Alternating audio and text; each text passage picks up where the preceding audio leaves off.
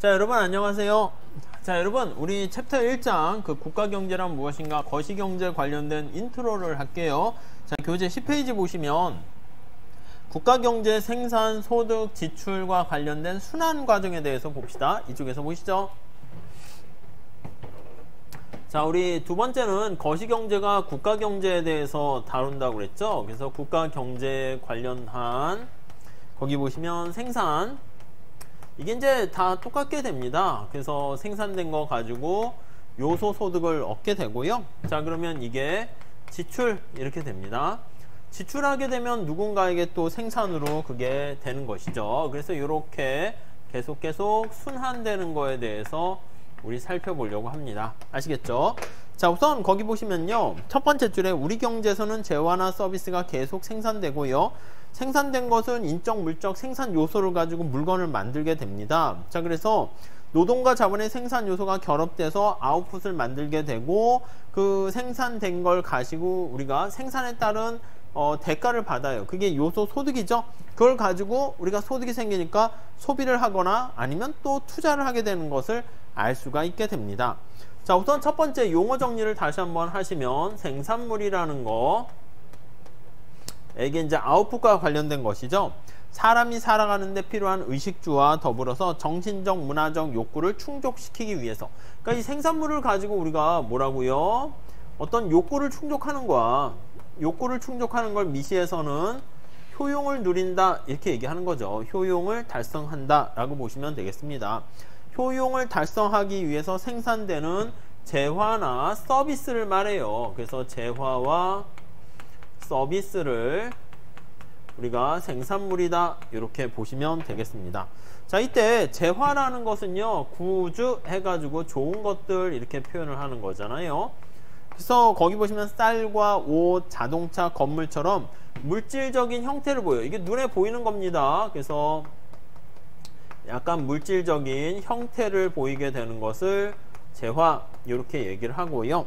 그 다음 서비스다 라고 하면 이걸 번역을 용역이라고 하기도 해요. 그냥 서비스니까 뭐 그냥 그대로 보시면 되는데, 자, 거기 보시면은요, 운송 이거요, 아니면 택배 서비스 같은 것도 마찬가지죠. 뭔가 가치를 창출해 가지고 우리가 직접 가서 물건을 이렇게 받아와야 되는데 그게 아닙니다. 거기 보시면 또 숙박, 또 더 나가서 금융, 의료 서비스, 이렇게 뒤에 서비스라는 말이 붙게 되는 거죠. 문화 활동, 이런 것들이 전부 다 우리는 서비스다 이렇게 정리를 하시면 될 것 같습니다. 이런 거와 같은 사람의 노력을 나타냅니다. 자, 그 다음에 생산 과정을 거친 생산물 중에서 이 아웃풋, 욕구를 충족시킵니다. 거기 중에서 일부는 소비재다 이렇게 얘기합니다. 이 아웃풋 중에서 일부는 소비재로 사용이 되고요, 이 소비를 통해서 우리가 이제 효용을 달성하게 되는 거죠. 그래서 소비자의 손에 들어갑니다. 그러나 생산물 중에서는요, 일부는 소비재로 소비되지 않고 나타내는 부분이 있어요. 그러니까 거기 맨 마지막 제줄에 보세요. 제철소에서 철을 예를 든다라고 하면 생산된 철이 있잖아, 철. 이 철을 가지고요, 거기 보시면 일부분은 자동차라든가 철제 가구, 칼과 같은 여러 가지 소비재로 변형이 됩니다. 그래서 자동차, 그리고 철제 가구, 이렇게요, 이런 걸 만드는데 사용되기도 하네요. 아니면 칼, 이런 도구로 사용되기도 하고요. 그래서 소비자 손에 들어가기도 하고, 나머지는요 어떻게 됩니까 하면은요, 두 번째 줄에 기계, 공장, 철도, 레일 등을 생산하는데 투입됩니다.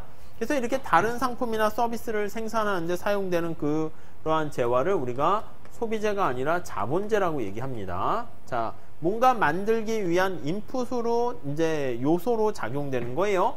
기계라든가 철도라든가 아니면 이제 공장이라든가 이런 것들이 바로 자본재다 라고 보시면 돼요. 캐피탈, 구주 이렇게요. 자, 거기 보시면 자본재는요, 다음 단락 볼게요. 생산 요소 중에 하나인 자본이 되는 재화를 말해요. 이거 자본재는 자본, 생산 요소 중에 하나가 됩니다. 자본재도 두 번째 줄 보시면 직접 소비되는 것은 아니지만 생산 과정에서 점점 얘는 어떻게 됩니까? 마모가 돼. 그래서 기계, 철도, 공장, 마모가 돼서요. 감가상각된다고 표현하죠. 이러한 감가상각 과정을 거쳐서 완전 나중에는 소멸돼서 없어집니다. 예, 다 죽어버리는 거죠. 소멸된다라는 거 알 수가 있습니다. 자, 기업은요 지속적으로 이 자본재를요 메인테넌스 해서요 마모되지 않도록 대체해야 됩니다. 그래야지 요거를 소모되지 않도록 해서 대체해 줘야 돼요. 대체해야 감가상각을 이렇게 다시 메인테넌스 해주는 과정을 통해서 생산 과정이, 생산 능력이 유지된다, 이렇게 볼 수가 있습니다. 자, 자본재도 소비자와 마찬가지로 생산물의 최종적인 종착지가 될 수도 있습니다. 자본재랑 좀 구별해야 되는 게 바로 뭡니까? 라고 하면요, 얘랑 구별해야 되는 게 거기 보시면 중간재예요. 중간재. 자본재도 최종적으로 종착되기 때문에 최종 수요 거기에도 이제 들어가는데, 중간재라고 하면 intermediate goods 이렇게 나와 있습니다. 중간재라는 것은 최종 생산물, 소비자나 자본재, 이거 최종 생산물이에요. 얘네들은 최종재라고 보시면 돼요. 근데 최종재를 생산하는데 투입되는 과정에서 원료나 부속품, 중간에 소요되는 재화예요. 그래서 원료라든가 부속품과 같이 중간에 거기 보시면 소요되는 재화를 우리가 바로 중간재다, 이렇게 정리를 하시면 될 것 같습니다. 자, 뭐가 있을까요? 예를 들면 자동차를 생산하는데 볼트라든가 너트라든가 또는 타이어, 이런 것들이 어떻게 보면 인풋으로 들어간 중간재다, 이렇게 보시면 되겠습니다. 자, 우리가 거기 맨 마지막 달러 볼게요. 기업이 자본을 마련하기 위해서 자본재 같은 이거를 구입하는 행위 있잖아요. 기계라든가 공장의 설비를 구입하거나 이렇게요. 그래서 자본재를 구입하는 행위를 이걸 뭐라 그런다? 투자다, 이렇게 얘기합니다. 그래서 자본재가 증가하게 되는 그것을 우리가 투자, 이렇게 얘기합니다. 자, 투자는요 두 부분으로 구성된대요. 자, 거기 보시면 생산 과정에서 소모된 부분을 대체하기 위해서, 우리가 얘기했어요. 이게 소모된다라고 감가상각이라고 했죠. 그래서 그것을 대체 투자다, 이렇게 얘기합니다. 대체 투자. 그러니까 이거는 소모되는 부분을 다시 메꿔주는 거예요. 감가상각되는 부분을 채워준다라고 보시면 될 것 같습니다. 다른 하나는 자본재를 증가시키는, 이게 진정한 순투자, 이렇게 얘기합니다. 순투자라는 것은 자본재 자체가 증가하는 거야. 자본재를 증가시키는 그걸 순투자. 그래서 이게 순이 net 이렇게 표현을 하게 됩니다. 그래서 replacement라는 표현을 쓰게 되고요. 이거는 얘는 순 해서 진정한 진짜 순투자다, 이렇게 보시면 되겠어요. 아셨죠? 자, 위에 보시면 생산물과 관련된 생산 요소인 자원, 자본, 인구, 이걸 통해서 순환되는 과정이 거기 나와 있는 거 알 수가 있습니다. 자, 12페이지로 가볼게요. 대체 투자와 순투자를 합쳐서 우리가 투자다, 이렇게 얘기합니다. 자, 따라서 거기 보시면 자본재의 신규 증가액이 생산 과정에서 소모된 기존 자본을 초과한다면, 이거요. 그러니까 여기 보시면 대체되는 투자, 마모되는 부분을 초과하게 되면 그 초과분 자체가 바로 순투자다, 이렇게 보시면 되겠습니다. 아니요, 우리 자본재 증가를 투자라고 얘기하는데 작년일, 만약에 2020년이라 할게요. 2021년 이렇게 있습니다. 자, 우리 학원에서 작년에 K라는 게 자본재가 얼마였냐면 10대가 있었어요. 컴퓨터가. 근데 학원이 이제 성장하고 커지다 보니까 T기가 컴퓨터가 15대가 있어야 되는 거야. 이해 가시죠? 자, 그런데 중간에 앞에서 말씀드린 것처럼 감가상각돼서 컴퓨터가 고장나는 부분이 있어요.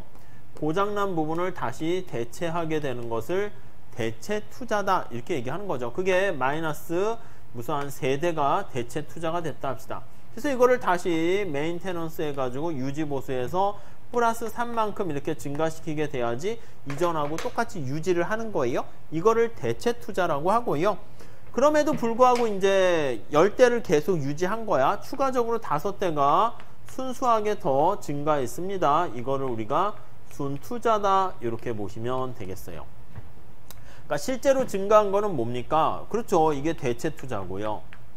그래서 실제로 우리가 투자된 크기는 어떻게 됩니까? 라고 하면은 여기 나와 있는 대체 투자랑 순투자를 합한 8대가 이렇게 추가적으로 증가했는데, 여기 나와 있는 마모된 부분을 대체하고 남은 부분을 우리가 순투자다 이렇게 보시면 되겠습니다. 자, 그렇게 봐주시고요. 자, 그 다음에 우리 그림 1 거기 나와 있는 내용 좀 한번 보도록 할게요. 자, 그림 1, 그림이 요게 잘 정리가 되어 있으니까 한번 봐주세요. 자, 거기 보시면 자, 생산물이 거기 있어요. 생산물이 거기 있고, 생산물. 자, 여기 밑에 물건을 만드는데 생산하는 과정에 투입되는 생산 요소입니다. 생산 요소. 생산 요소에 뭐가 있습니까? 라고 하면은 거기 나와 있는 것처럼 지하자원뿐만 아니라 자본, 노동이죠. 인구라고 돼 있어요. 노동 이렇게 보시면 돼. 얘네들이 이제 생산 요소로서 이제 투입이 되는 거죠. 투입돼 가지고요. 거기 보시면은 얘가 이제 인풋으로 쭉 이렇게 들어가게 됩니다. 그래서 이걸 우리가 인풋이 들어가서 아웃풋으로 만들어내는 과정을 우리가 생산 과정이다 이렇게 얘기하고요. 그 중에 거기 나와 있는 것처럼 일부 생산된 거를 가지고 소비를 하게 되거나, 소비 아니면 여기 나와 있는 것처럼 자본을 이렇게 새롭게 구입을 하는데 사용됩니다. 이렇게 자본재를 추가적으로 구입하게 되는 것을 우리가 투자 이렇게 얘기합니다. 근데 이 투자에는 두 가지의 물줄기가 있는 거죠. 거기 나와 있는 것처럼 순수한 투자도 있고 순투자 이렇게도 있고, 그 다음에 또 거기 경로에는 대체 투자 이것도 있습니다. 마모된 부분을 감가상각을 다시 이렇게 해주는 투자, 이런 것들이 있게 되네요. 자원이라는 것은 이제 본연적 생산 요소로서 원래 인간이 갖고 이제 지구상의 신이 인간한테 준 선물이라고 보시면 되겠죠. 자, 우리 그렇게 보시고요. 12페이지 가보시면 두 번째 단락 보시죠. 자, 이 그림에 대한 얘기입니다. 첫째 한번 볼까요? 모든 국가 경제에서 소비와 투자 간의 선택이라는 근본 문제에 직면하게 됩니다. 자, 그래서 우리가 첫 번째 여기서 우리가 얻어낼 수 있는 교훈은, 자, 우리가 매 순간 직면하는 국가 경제는 선택의 문제에 직면하게 되는데, 뭘 선택합니까? 얼마를 소비를 하고요, 얼마를 투자를 해야 될지, 그거를 고르게 되는 겁니다. 인구한테 들어가게 되면 그것도 이제 인적 자본 투자로 볼 수 있는데, 사람들이 소비하면 소진해서 없어지는, 그렇게 보시면 돼요. 자, 그래서 우리가 거기 보시면 두 번째 줄 보시면 생산물 중에서 소비하고 남은 부분을 저축이라고 얘기합니다. 그래서 요게 저축이다라고 하면은, 자, 생산물 중에서 소비를 뺀 나머지 소비하고 남은 거, 이걸 저축이라고 해요. 남은 것. 그게 이제 남은 게 이제 저축인데, 그게 보통은 투자로 연결되는 게 일반적이죠. 자, 그래서 투자라는 얘기는 바로 뭐냐면, 이게 사실은 미래 소비, 미래 생산 가능 능력을 높이는 거니까, 미래의 소비를 위해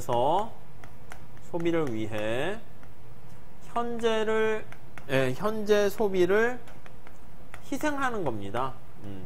현재 소비를 희생한 대가로 미래 소비를 더 높이는 그런 것들을 얘기합니다.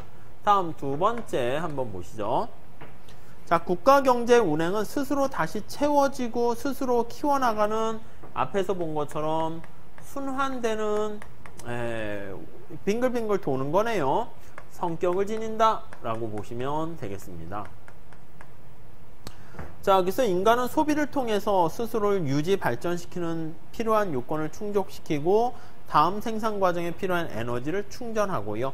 투자는 소모된 자본을 대체하거나 새로운 자본을 축적해서 국가 경제를 유지, 확장시키는 그러한 현상을 보이게 됩니다. 자, 이렇게 두 가지 정도 잘 정리해 보시면 되겠습니다. 다음 단락 볼게요. 생산물과 생산 요소 순환의 이면에는 반대 방향으로 화폐 흐름이 있습니다. 그래서 이제 생산물이 이제 이동하는 그 과정, 생산 요소라는 게 이동하는 과정 이면에는 화폐에 대한 실물 이외에 화폐 순환 과정이 반드시 이면에 내포되어 있다, 이면에 존재한다, 이렇게 보시면 될 것 같습니다. 자, 그래서 거기 보시면은 생산 요소가 생산에 참여할 때도 그 대가인 화폐가 지불돼요. 노동에 대한 대가, 임금, 뭐 이런 것들, 자본에 대한 대가, 이자, 토지에 대한 대가, 지대, 이렇게 돼 있습니다. 자, 아무튼 여기 나와 있는 것좀 순환이라는 말 그거 잘 체크하시면 될 것 같고요. 자, 구체적인 가계 부분과 기업 부분으로 나눠 가지고 한번 볼게요. 자, 가계 부분과 기업 부분 한번 보도록 할게요. 기업 부분. 자, 우선 첫 번째 가계는 이제 소비의 주체라고 얘기하고요. 기업은 이제 생산에 대한 주체 이렇게 얘기합니다. 자, 하우스홀드 섹터라고 얘기합니다. 하우스홀드 섹터 이렇게 얘기하고요. 자, 거기 보시면 노동, 자본, 토지, 기업 활동 등 모든 생산 요소를 보유합니다. 가계 부분은 뭐라고요? 생산 요소를 보유해요. 생산 요소를 보유하고 있다가 자, 그러면서 그 생산 요소를 기업에 판매합니다. 그러니까 생산 요소를 보유하면서 이제 공급을 하는 거야. 누구한테? 기업에게 공급을 하게 되고요. 기업은 가계로부터 생산 요소를 수요하는 거죠.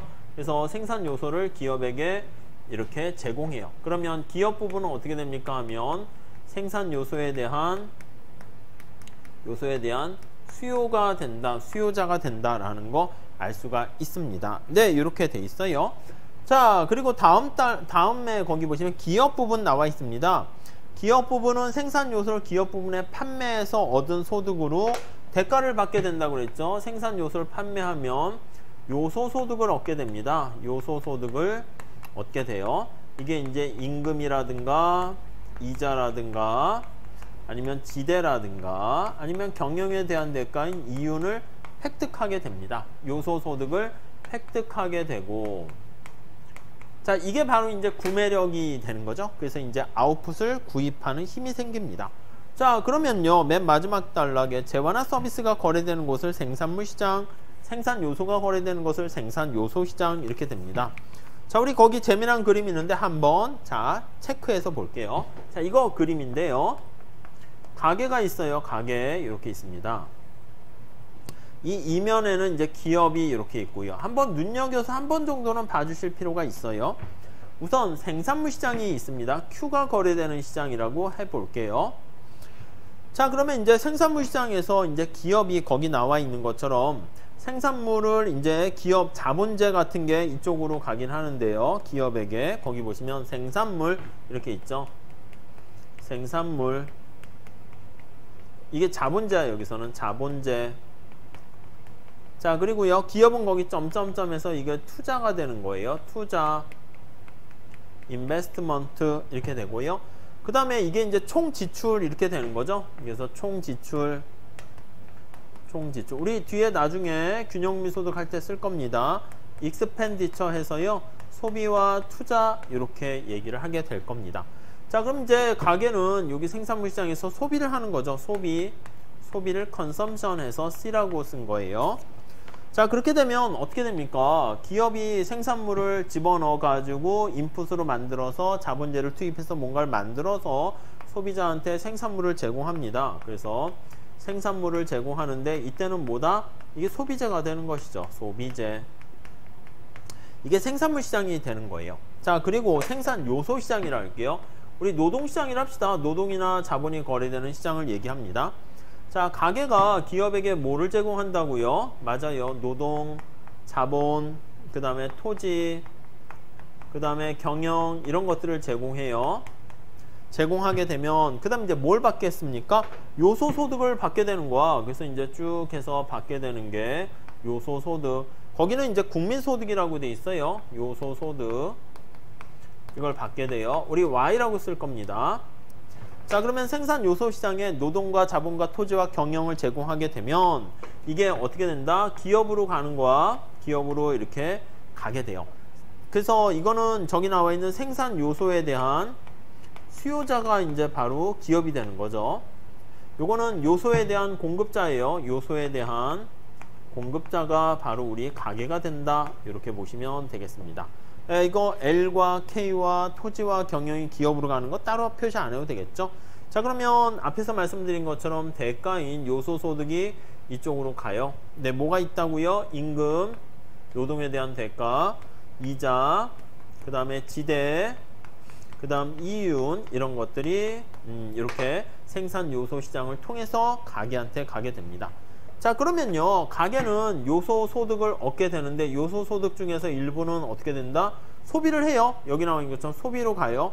소비하지 않고 남은 게 바로 어떻게 된다? 그게 이제 저축이 되는 거야. 일부는 소비로 가는데 일부는 소비를 하지 않게 돼요. 그게 거기 보시면 화폐 및 금융시장이 있어요. 화폐와 금융시장 이렇게 있는데, 네, 여기 나와 있는 화폐와 금융시장 여기 부분에 이렇게 가게 되는 거 우리가 저축 이렇게 되는 것을 알 수 있어요. savings 해서 S 이렇게 얘기할 겁니다. 자, 물론 이 화폐 금융시장에 이제 저축을 하게 되면 그게 기업에게 보통 가요. 그래서 어떻게 됩니까? 라고 하면 거기 금융기관의 차입, 주식, 채권 발행해서 돈이 이쪽으로 가요. 그게 이제 기업 입장에서는 자금에 대한 수요가 되는 거죠. 자금에 대한 수요 이렇게 되는데, 이게 직접적으로 조달받게 되는 것을 금융기관에 대한 거기 보시면 주식이라든가 채권이 발행해서 이게 직접적으로 자금을 수요하게 되는 게 있고요. 아니면 금융기관의 차입을 통해 가지고 이렇게 기업으로 가게 되는 자금의 수요 이렇게 보시면 돼요. 이 저축이 뭐라고요? 자금에 대한 공급이에요. 자금에 대한 공급이다. 이렇게 보시면 될 것 같습니다. 자, 그리고요, 이제 기업도 뭔가 돈이 남을 수는 있어. 그래서 거기 보시면 또 저축 이렇게 할 수도 있어요. 기업도 저축 할 수는 있어요. 근데 주로 이제 기업은 이제 자금에 대한 수요 주체다. 이렇게 보시면 되겠습니다. 자, 요 그림을 살짝 봤는데 밑에 두 번째 단락 한번 볼게요. 자, 가게는 보통 소득의 전부를 소비하지 않는데, 그쵸? 우리 가게는 여기 나와 있는 것처럼 가게 부분 다시 한번 볼게요. 일부는 이제 소득 중에서 일부는 어떻게 된다? 소비를 하고요.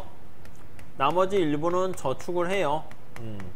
약자로 쓰면 이게 Y고요. 소비가 C고 저축을 S 이렇게 보시면 되겠습니다. 자, 그런데 일정 기간 소득 가운데 소비하지 않은 것을요, 우리가 가게 입장에서의 저축을요, household saving이다 해서 이게 거기 보시면 가계 저축 이렇게 얘기합니다. 가계 저축이에요. 근데 이거는 소비하지 않은 거잖아. 자, 우리가 물건을 소비를 해야지 어떻게 됩니까? 다시 튜브 안에 물을 넣어주는 겁니다. 그런데 거기 보시면 가계 저축은 국가 경제 전체 관점에서 봤을 때는 생산물에 대한 구매력으로 형성되는 게 아니야. 구매한 게 아닙니다. 그러니까 얘는 어떻게 된다? 맞아요. 누출이야, 누출. 누출이라는 것은 국민소득 순환에서요, 리키지로 해서 빠져나가게 되는 부분이 저축이다, 누출이다, 이렇게 보시면 될 것 같습니다. 자, 가계 저축 액수만큼 기업이 어떻게 돼요? 물건을 못 파는 거야. 그렇게 되니까 기업의 판매 수입이 감소하죠. 그래서 이만큼 기업의 판매 수입이 수익 감소로 이어지게 됩니다. 네, 감소로 이어지게 되는 거 알 수가 있게 되고요. 결국 다음 단계 생산 요소 구매량도 그만큼 줄어들게 됩니다. 자, 그리고 가계 저축이라고 하면은 화폐 금융시장에서 여기 나와 있는 것처럼 금융기관에 예금으로 하거나 아니면 주식을 구입하거나 채권 등으로 보유되네요. 자, 그 다음에 이제 기업 볼게요. 기업 한번 보시면, 자, 기업은 물론 생산의 주체입니다. 근데 거기 보시면 가게뿐만 아니라 기업도 이윤을 모두 배당하지 않아요. 그러니까 기업이 이제 총수입을 얻게 되는 거 아니겠습니까? 총수입과 관련된 중에 관련된 게 이제 이윤이 되는 건데, 이 이윤을요 전부 다 배당하지 않습니다. 일부는 배당을 해요. 배당을 해서 주주들에게 이윤을 나눠주게 됩니다. 근데 일부는 배당하지 않고 남은 게 이 저축이 사내 유보되는 겁니다. 다음 페이지 가볼게요. 그 일부를 기업들이 내부에 유보하는 방식, 사내 유보한다라고 할게요. 기업 사내 유보 이렇게 되는 거 알 수가 있습니다. 자, 그래서 이 사내 유보 중에서 일부를 새로운 기계를 구입하거나 아니면 공장을 건설하게 되면 이게 바로 투자가 됩니다. 사내 유보된 거의 일부를 투자를 하게 된다. 이제 미래를 위해서. 이해 가시죠? 근데 이 투자를 하게 되면 어떻게 됩니까? 사내 유보하는 거를 투자하게 되면 그건 다시 소득순환 안으로 들어가게 되는 거 알 수가 있습니다. 결국 이 투자는 주입에 해당한다라는 거 보시면 되겠어요. 인젝션이다 이렇게 보시면 되겠네요. 자, 오히려 이제 저축은 순환 모형에서 밖으로 빠져나가는 것이고요. 그리고 투자는 주입으로 해서 안으로 들어가는 거다. 이렇게 생각하시면 되겠습니다. 아셨죠? 가장 기본적인 가계와 기업 얘기하고 있습니다. 자, 이쪽으로 오셔가지고요. 우리 정부와 해외 부분도 한번 보도록 하시죠.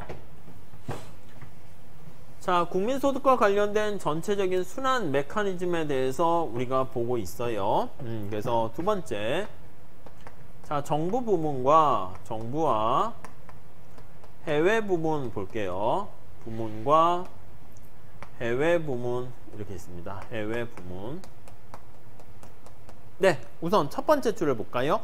자, 거버먼트 섹터라고 하는 정부 부분이다 라고 하면은요, 정부도 이제 경제활동에 참가를 하게 되는 것이죠. 첫 번째 줄에 보시면 국민의 안녕과 질서를 유지하고 민간의 원활한 경제활동을 보장하기 위해서 공공행정, 치안, 국방, 교육 및 각종 경제사업에 지출을 하게 되고, 이 지출과 관련된 돈은 어디서 나옵니까? 조세로 주로 충당하게 됩니다. 그래서 우리가 G라고 할 겁니다. Government Expenditure 이렇게 해서 정부 지출 이렇게 얘기를 하게 될 텐데요. 자, 이거는요, 거기 보시면 공무원 급여와 같이 가계가 소유하는 생산 요소, 노동을 구입하는, 그쵸? 공무원들 사람을 채용하는 거잖아요. 가계 부분의 소득을 창출하게 되고요. 그래서 공무원들 채용해서 급여로 이제 지급을 한다거나, 아니면은 두 번째 줄, 가계 부분의 소득을 창출하면서 기업 부분이 생산하는 재화나 서비스를 구입하게 됩니다. 그래서 기업의 물건을 구입을 하게 돼요. 기업의 상품을 구입하게 되면 기업의 판매 수입 증가로 가게 됩니다. 그래서 이거는 가계 부분의 요소 소득을 창출하게 되고요. 그리고 기업의 판매 수입으로 연결이 되는 거죠. 판매 수입으로 가게 된다라는 거 알 수가 있습니다. 오케이.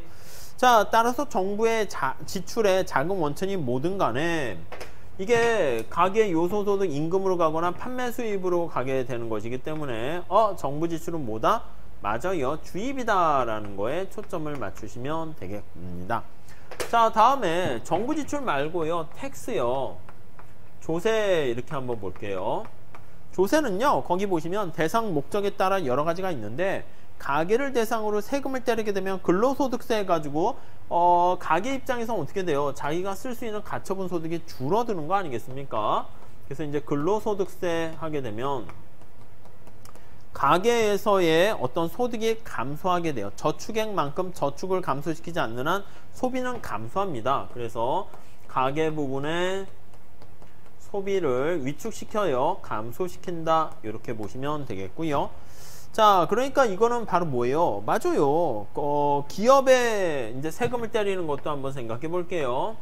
기업의 법인세 이렇게 한번 보시면, 자, 이것도요, 거기 나와 있는 것처럼 순환 과정에서 조세도 누출이 되는 겁니다. 왜냐면 세금을 때리는 만큼 다음 기에 기업에 거기 보시면은 투자를 줄일 수밖에 없어요. 투자가 감소할 수밖에 없어요. 기업도 쓸게요. 기업의 투자가 감소할 수밖에 없습니다. 자, 이거 왜 이런 얘기 합니까? 라고 하면은요, 또 기업 활동에서 가계 부분에 배당되는 소득도 감소해요. 배당 소득세 뭐 이런 거 하게 되면, 자, 무슨 말씀이냐면, 그러니까 이렇게 소비와 투자를 감소시킨다 이 메커니즘에서 봤을 때는요, 여기 나와 있는 텍스는 누출에 해당한다. 이렇게 정리를 하시면 될 것 같습니다. 오케이. 자, 그 다음 이제 음해조세에 해당하는 부분이 정부의 이전 지출이에요. 요거랑 이제 반대가 되는 게 이전 지출 이렇게 있습니다. 트랜스퍼죠. 그래서 이거는 음해조세예요. 음해조세. 자, 그래서 음해조세는요, 거기 보시면 사회보장을 위한 지출, 각종 보조금 이런 거예요. 보조금이라고 생각하시면 되겠죠. 아무런 대가 없이 그냥 트랜스퍼에서 소득을 이전시켜 주는 거예요. 재해에 관련된 보상금 이런 것들이요. 거기에 해당하네요. 자, 이거는 생산활동과 직접 관련된 게 아닙니다. 그래서 소득을 순환을 영향을 미치지 않는다 이렇게 하는 거예요. 아셨죠? 뭔가 이게 기브 앤 테이크 생산활동에 영향을 미쳐야 되는데 이건 아닙니다. 자, 그렇지만 거기 보시면 이전 지출의 수령자들은 그것의 일부를 기업이 생산하는 재화 및 서비스를 구입하는데 사용하기 때문에 가치를 창출하는 건 아니지만 가난한 사람들이 이전 지출로 음해소득으로 음해조세로 이제 이전 지출을 받게 되면 이걸 갖고 어떻게 된다? 맞아요. 물건을 구입한다고. 그래서 이거는 가계에 대한 소비 증가로 영향을 미쳐요. 그러면 국민소득 관련된 순환 과정에서 순환소득을 증가시키는 거 알 수가 있겠습니다. 자, 그렇게 돼 있고요. 그 다음에 15페이지 가보시면 정부 지출은 주로 조세에 의해서 뒷받침되지만 같은 기간의 조세 수입과 항상 비례하는 것은 아니다. 그래서 거기 나와 있는 것처럼 화폐 금융시장을 통해서 정부도 돈을 빌리거나 빌려줄 수가 있게 됩니다. 자, 그 다음에 이제 우리가 또 정부도 생산활동에 직접 참가하기도 합니다. 그래서 끝으로 거기 보시면 공공재 생산에 참여한다 이렇게 보시면 되겠습니다. 공공재 생산에 참여하게 된다 이렇게요. 자, 그래서 공공재 생산 여기 보시면 공공재가 뭐가 있습니까? 그러면 국방이라든가 경찰이라든가 법관이라든가 교육, 치안, 사법 서비스를 제공하네요. 교육이라든가 치안이라든가 사법 서비스를 이거를 제공한다 이렇게 보시면 될 것 같습니다. 오케이, 이렇게 돼 있죠. 자, 그 다음 해외 부분 봅시다. 해외 부분. 정부도 이제 경제활동에 참여 주체로 이렇게 들어오게 되었고요. 해외 부분은 자, 우선 기본적으로는 수출과 수입이야. 수출과 수입이 이제 기본적이 되는 거죠. 자, 우선 거기 보시면 두 번째 줄 해볼게요. 외국과의 거래는 대부분 교역, 수출과 수입이 되는데 수입이 무엇입니까? 라고 하면은요. 수입은 알다시피 외국에서 생산된 물건을 구입하는 겁니다. 자, 그래서 거기 보시면 국내 가계 기업들이 그들의 소득으로 국내 상품 대신 외국 상품을 구입하는 겁니다. 그래서 외국 상품을 구입하는 거예요. 구입을 하게 되는 것이기 때문에 자, 그 결과 수입이 증가하게 되면은 국내에서 생산되는 상품에 대한 소비라든가 투자가 감소해요. 그래서 국내에 대한 소비라든가 투자가 감소돼요. 아, 이게 도대체 뭘 얘기하는 거예요? 아, 그래요. 마찬가지로 이제 국내 소비 투자 감소하면 국내의 국민소득 순환 과정에서 튜브가 쭈그러드는 거잖아요. 순환되는 물동량이 줄어들기 때문에 이것도 역시 누출이다, 리퀴지다 이렇게 보시면 되겠습니다. 오케이. 자, 반면에 수출 볼게요. 수출은 뭐라고요? 외국 사람들이 우리나라 물건을 쓰는 거야. 그러다 보니까 우리나라 물건을 사갖게 되면은 그 돈이 국내 소득순환으로 들어오게 됩니다. 자, 그러니까 얘는 뭐다? 주입이다 라는 것만 잘 체크하시면 될 것 같습니다. 자, 물론 화폐금융시장에서 해외 차입이나 해외 대출이 또 가능합니다. 거기 나와 있는 것처럼 정부도 돈을 빌려가지고 해외 부분도 돈을 빌리고 빌려주는 그런 결과를 초래하게 돼요. 자, 그래서 우리 다음 페이지 한번 가볼게요. 자, 그림 1-3 그림이 있는데 그걸 한번 눈여겨봐 주시기 바랍니다. 자, 우리가 앞에서 가계라는 부분이 있었고요. 여기 기업이라는 부분이 있었어요. 자, 이거와 관련해서 거기 보시면 생산물 시장 거래되는 거 우리 살펴봤고요. 그 다음 생산 요소 시장, 노동과 자본이 거래되는 시장 살펴봤고요. 그 다음 화폐 및 금융 시장, 화폐 시장이네요. 돈이 거래되는 시장, 달러라고 할까요? 그냥 돈, 원화, 달러 이렇게 돈이 거래되는 걸로 할게요. 이렇게요. 자, 이런 시장 세 가지가 있어요. 그래서 얘가 여기 가고 이렇게 가고 이렇게 가고 이렇게 가고 우리 앞에 봤어요. 이렇게 가고 이렇게 가고 이렇게 가고 이렇게 가고 역시 마찬가지로 여기서도 저축하면 돈이 들어가게 되는 것이고 그게 기업으로 가기도 하고 기업도 나름대로 또 저축을 하게 되는 이렇게 간단한 모양에다가 여기 이제 정부가 하나 더 들어가는 거야. 이해 가시죠? 정부 부분이 하나 더 들어갔습니다. 자, 정부 부분이 들어와 가지고요. 이제 가게한테 세금을 부과해요. 텍스를 부과해서 조세를 부과하거나 아니면 트랜스퍼 해가지고 TR 이렇게 써요. 이전 지출입니다. 이전 지출. 이렇게 공급을 하게 되는 거예요. 자, 그 다음에 거기 보시면 정부가 또 화폐금융시장에서 차입을 하기도 한다니까. 그래서 이게 바로 뭐라고요? 정부가 차입을 하기도 합니다. 차입을 하거나 또는 정부가 저축을 하기도 합니다. 이렇게요. 그렇죠. 자, 그 다음에 생산물 시장에 정부가 정부 지출을 넣기도 해요. 이거 지울게요. 자, 정부가 이제 생산물 시장에, 물론 노동 시장에도 영향을 미치겠죠. 그래서 여기 보시면, 이렇게 보시면 정부 지출. 그러니까 정부가 물건을 산다니까 정부도 여러 가지 생산물 시장에 가서 뭐 연필도 사야 되고, 책걸상도 사야 되고, 건물도 사야 되고, 그렇죠. 자, 그러면 이제 Q가 생산물이 다시 정부 부분으로 이렇게 가게 됩니다. 그래서 이게 A 해가지고 뭐 생산물 이렇게 얘기했네요. 정부도 생산물 시장에 이제 영향을 미치게 된다. 요거.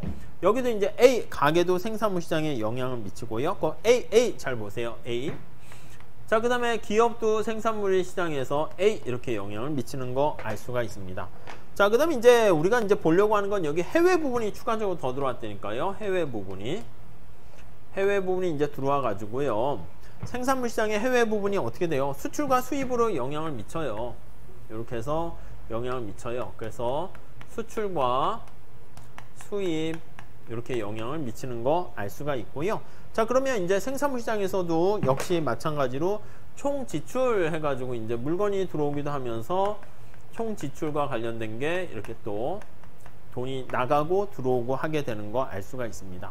물론 여기 나와 있는 것처럼 해외 차입과 해외 부분에서의 대출을 통해 가지고 이렇게 자금 시장 아니면 화폐 시장에 영향을, 금융 시장에 영향을 미쳐요. 이게 해외 차입 또는 해외 대출. 이제 그 대출과 차입의 그 차이만 넣으면 되긴 하겠죠.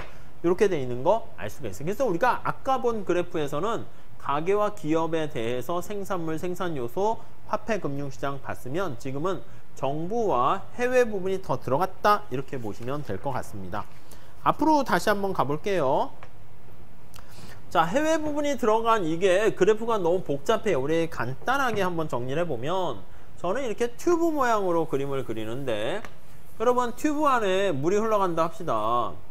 흘러가는 물의 양은 다 동일하지 않겠습니까? 맞아요. 튜브에 가게라고 써 있어요. 이런 튜브를 갖고 수용하면 안 되겠죠. 이게 기업이라고 써 있습니다. 그래서 이제 가게 부분에서 이제 기업에 뭔가 물건을 사. 그러면 이제 돈이 기업으로 가고 물건이 이렇게 갈 거예요. 예, 이렇게 흐릅니다. 당연히 여기 생산물 Q, 생산물 시장이라고 얘기할 수 있고요. 생산물 시장. 그 다음에 기업 입장에서는 이제 노동과 자본을 이제 채용해가지고 사용해가지고 물건을 만들어서 대가를 지불해요. 그럼 돈이 이렇게 흘러가겠죠. 여기는 생산 요소 시장이다. 이렇게 보시면 되겠습니다. 생산 요소 시장. 이렇게. 여러분 튜브에 물이 이렇게 흘러가는데 여기에서 물을 측정하나 여기에서 물이 얼마나 흘러가는 걸 보는 거나 여기에서 물이 얼마나 흘러가는가 보는 거나 당연히 물이 쫙 흘러가요. 계속 우리는 순환된다라는 표현을 쓰잖아요. 순환되는 물의 양은 어디서 측정하나? 똑같지 않겠습니까? 맞아요. 이쪽에서 가게가 생산물 시장에서 돈을 쓴다 해서 지출이다 이렇게 얘기를 하고요. 이렇게 측정한 걸 지출국민소득 이렇게 얘기합니다. 물건을 생산합니다. 이쪽 측면에서 우리가 살펴보는 건 생산국민소득 이렇게 얘기하고요. 생산 요소를 제공한 대가로 요소 소득을 제공합니다. 그게 이제 분배 측면에서 얘기한다 해서 분배 국민소득 이렇게 얘기합니다. 당연히 튜브 안에 흘러가는 물의 양은 똑같지 않겠습니까? 이거를 바로 뭐라 그런다? 맞아요. 삼면 등가의 법칙이다 이렇게 얘기한다고요. 뭐 당연한 얘기가 돼야 돼요. 삼면 등가의 법칙이다 라고 하면 세 가지 측면에서 흘러가는 물의 양을 측정했더니 같더라 그 얘기입니다. 자, 그래서 거기 보시면 15페이지 밑에 생산국민소득, 지출국민소득 사후적으로는 같아져요. 그러니까 물이 여기서 흐르는 과정에서 여기선 측정이 됐는데 여기선 아직 측정이 물이 다 흘러가지 않을 수 있잖아요. 그러니까 약간 오차가 발생할 수 있지만 이제 다 흘러가서 물이 이렇게 있으면 더 이상 튜브가 뚱뚱해지지 않고 빼빼해지지 않으면 그게 바로 균형국민소득이죠. 아시겠죠? 자, 그래서 밑에 분배 국민소득 있어요. 일정 기간 동안에 가계가 벌어들인 요소소득의 합을 분배 국민소득 이렇게 얘기합니다. 다음 페이지 한번 볼게요. 이거 우리가 3면 등가의 법칙 이렇게 얘기를 하는 것이죠. 여기에 이제 뭐 더 들어가요. 정부가 이렇게 더 들어가 가지고 예를 들면 이제 기업이나 이런 데다 텍스를 부과해요. 조세를 부과한 다음에 다시 또 돈을 넣어주죠. 정부 지출 이렇게 해서 G라고 쓸게요. 이렇게 하기도 하고 이제 해외 부분이 여기 또 들어가는 거야. 해외 부분이 여기 이제 추가되면은 수출과 수입을 통해 가지고 엑스포트, 우리 책에선 수입을 Q라고 쓸 거예요. 임포트에서 M이라고 써도 되는데 IM 쓰기도 하는데 Q라고 씁니다. 아셨죠? 그래서 수입하는 거, 그러니까 이게 들어오고 나가는 게 이렇게 똑같이 되는 거 알 수가 있고요. 그 다음에 가계가 요소소득을 받아들이게 되면 일정 부분, 이게 이제 빨간 색깔로 하면 이게 누출이야. 얘가 누출이고, 그 다음에 이제 수입을 하게 되면 돈이 빠져나가니까 누출이고, 우리 가계가 소득 번 다음에 일정 부분을 저축을 합니다. 이것도 누출이에요. 우리가 앞에서 살펴본 것처럼. 근데 저축을 할 때 우리가 땅 속에다가 저축하지 않잖아. 여기 앞에 금융 시스템이 있어요. 금융이 있기 때문에 이걸 가지고 다시 안쪽으로 넣어주게 됩니다. 그래서 이게 바로 인베스트먼트, 투자다 이렇게 보시면 돼요. 그래서 우리가 여기서 누출과 주입을 좀 보셔야 되는데, 누출은 뭐가 누출입니까? 라고 하면은요, 여기요, 저축 누출이죠. 그 다음에 요거 텍스 누출이죠. 그 다음에 여기 수입 누출이 됩니다. 자, 주입은 뭐가 있습니까? 라고 하면요, 투자 이거요, 안으로 다시 넣어주는 것이고, 정부 지출 안으로 넣어주는 것이고, 그 다음 여기에 나와 있는 엑스포트, 이게 돈이 안으로 다시 들어오게 되는 겁니다. 그래서 엑스포트.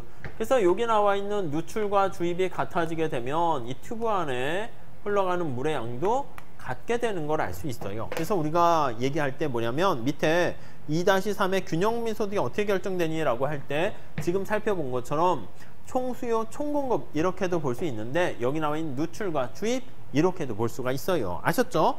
자, 그래서 그 얘기는 우리 다음 시간에 같이 식으로 정리해서 보는 게 더 좋을 것 같으니까 다음 시간에 이어서 하도록 하겠습니다. 그래서 챕터 1장이라는 게 이게 애매해요. 보자니 어떻게 보면 쉬운데 넘기자니 또 찝찝하고, 그래도 좀 한 번은 보실 필요가 있습니다. 아셨죠? 자, 이렇게 해서 다음 시간에 이어서 하겠습니다. 감사합니다.